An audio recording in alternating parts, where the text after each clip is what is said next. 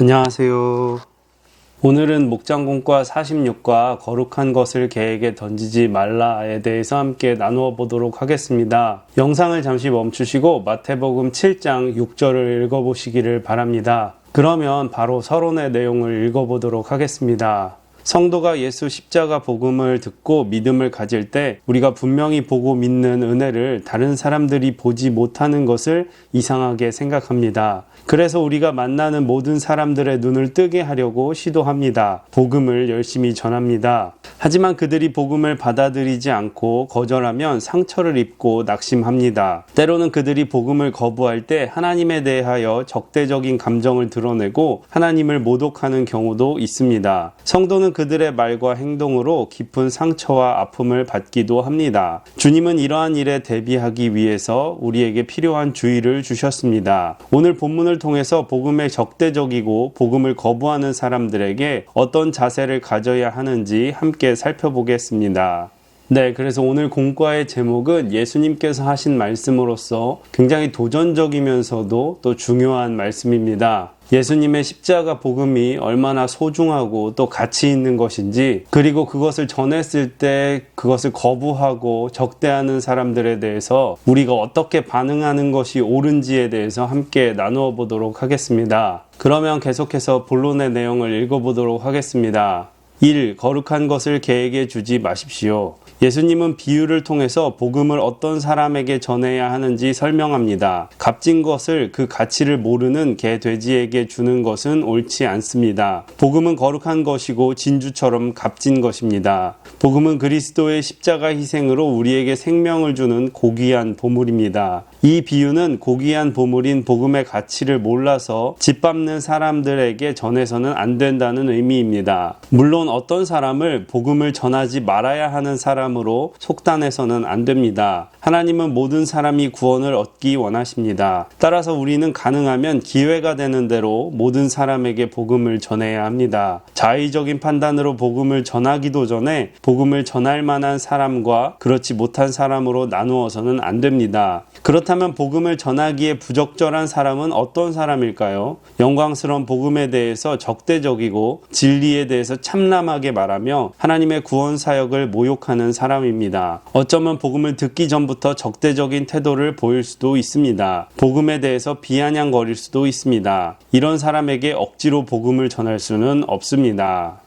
우리는 복음을 전할 대상을 스스로 판단해서 결정할 수 없기 때문에 우선은 기회가 닿는 대로 복음을 전하고 또 몇 차례 거절하더라도 사랑의 마음을 가지고 재도전해야 합니다. 그러나 하나님과 복음을 지속적으로 모욕하고 끝까지 거부하는 사람들에게는 억지로 복음을 전하기보다는 우선 사랑의 마음으로 기도하면서 때를 기다리는 것이 맞습니다. 네, 그러면 계속해서 두 번째 문단을 읽어보도록 하겠습니다. 2. 힘에 맞게 불신자를 인도하십시오. 누군가 하나님과 그리스도의 복음, 성도의 거룩함에 대해서 악의에 찬 거부를 나타낸다면 거룩한 복음을 그에게 주지 말아야 합니다. 그러나 이러한 사람들이 섞여 있는 회중 앞에서 복음을 선포하는 일이 불가능한 것은 아닙니다. 말씀의 사역자는 청중이 듣든지 듣지 않든지 복음을 외쳐야 합니다. 하지만 일반 성도의 경우에는 다릅니다. 복음을 듣는 자리에 있지 않고 영광스러운 진리에 반역적이고 적대적인 사람들에게 무리하게 복음을 가르쳐야 하는 책임이 있지 않습니다. 그러므로 성도들은 힘에 알맞게 불신자들에게 복음을 전하고 그들을 인도하면 됩니다. 그들이 이해하는 범위에서 차근차근 설명합니다. 그들이 복음을 듣고 배우고자 하는 마음을 가질 수 있도록 돕습니다. 그런 마음을 가지는 분들에게 복음을 충분히 이해하고 납득할 수 있을 만큼 풍성하게 설명해야 합니다. 믿음은 들음에서 납니다. 이러한 과정 가운데 성령님의 인도하심을 기대하며 담대히 전해야 합니다.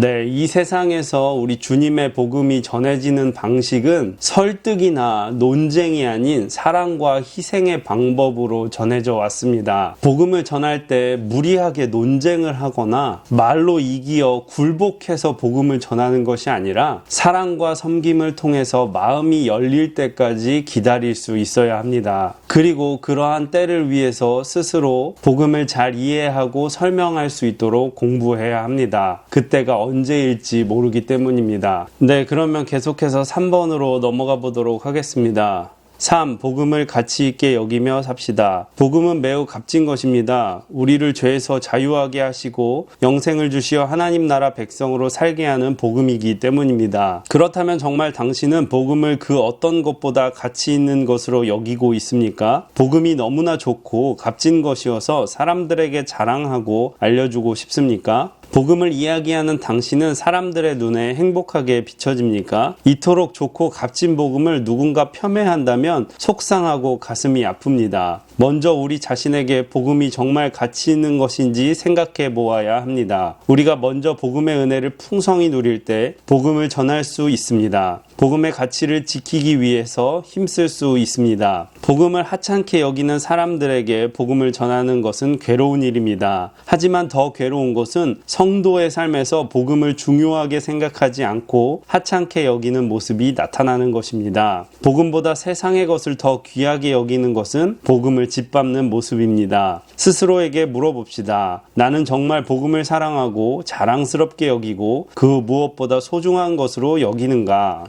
네, 복음은 죄로 죽을 수밖에 없는 죄인에게 세상 어떤 것과도 바꿀 수 없는 놀라운 하늘의 기쁜 소식입니다. 스스로 복음을 정말 감사한 것으로 또 소중한 것으로 여기고 그 은혜 안에서 기쁘게 살아가면 주변의 다른 사람들도 그 복음의 가치를 알아볼 것입니다. 나에게 값없이 주셨지만 생명보다 더 귀한 이 복음의 가치를 깨닫고 또 사랑하는 저와 여러분 되기를 소망합니다. 네, 이렇게 해서 본문의 내용들을 모두 살펴보았고요. 나눔과 적용으로 넘어가 보도록 하겠습니다.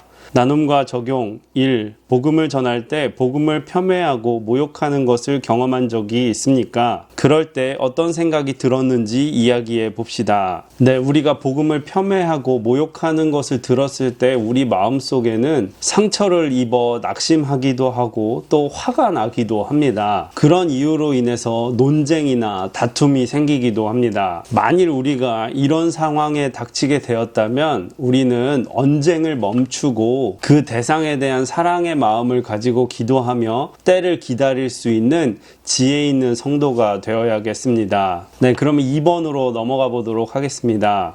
이 복음을 전하기 위해서 어떻게 힘씁니까? 전도 대상자에게 어떻게 복음을 전할지 이야기해 봅시다. 네, 그래서 아까 말씀드린 것처럼 복음은 설득이나 언쟁보다는 사랑과 희생 또 섬김 속에서 전해집니다. 그렇기 때문에 우리는 복음을 위하여 먼저 사랑하고 희생하고 섬길 수 있는 마음들이 필요합니다. 그리고 그 대상이 복음을 받아들일 준비가 되어 있을 때 잘 전할 수 있도록 스스로 복음으로 잘 정리되고 또 무장되어야 될 줄로 믿습니다. 그러면 계속해서 3번으로 넘어가 보도록 하겠습니다. 3. 여러분은 복음을 정말 사랑하고 존귀하게 여기고 있습니까? 복음이 자기의 삶에서 중요한 이유를 이야기해 봅시다. 네, 복음은 죄로 인해 소망 없이 죽어가는 모든 영혼에게 하나님께서 주신 놀라운 은혜이며 또 기쁨의 소식입니다. 이것이 내 실제의 삶에서 어떻게 여겨지고 또 적용될지 한번 깊이 묵상해 보시기를 바랍니다.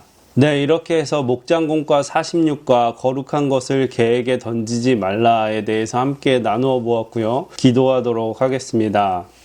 하나님 감사합니다. 우리의 죄로 인해서 소망 없이 죽어가고 있을 때 하나님께서 우리를 사랑하셔서 값없이 놀라운 복음을 주셨음을 고백합니다. 하나님, 우리에게 주신 이 복음을 전하려고 할 때 때때로 거절과 반대에 부딪힐 때가 많이 있습니다. 그럴 때 하나님, 우리는 언쟁하고 다투기보다 우리 예수님처럼 저들을 사랑하고 그들 위해 희생하고 섬길 수 있는 지혜 있는 성도 되게 도와주시옵소서. 하나님 또한 우리가 복음을 받아들일 준비가 되어 있는 사람들을 위해서 복음을 잘 전할 수 있도록 스스로 복음으로 무장하고 또 복음으로 살아갈 수 있도록 도와주시옵소서. 하나님, 지금 우리는 코로나로 인해서 참 어려운 시간들을 보내고 있습니다. 특별히 계속되는 변이와 확산으로 인해서 참 근심이 생기게 됩니다. 그러나 하나님, 우리를 붙잡아 주셔서 지켜주시고 또 하나님의 선하신 뜻 가운데 인도하여 주시옵소서. 또한 이 어려움 가운데서도 믿음을 잘 지켜낼 수 있도록 도와주시옵소서. 우리 성도님들 건강하고 또 잘 될 수 있도록 지켜주시고 함께하여 주시옵소서.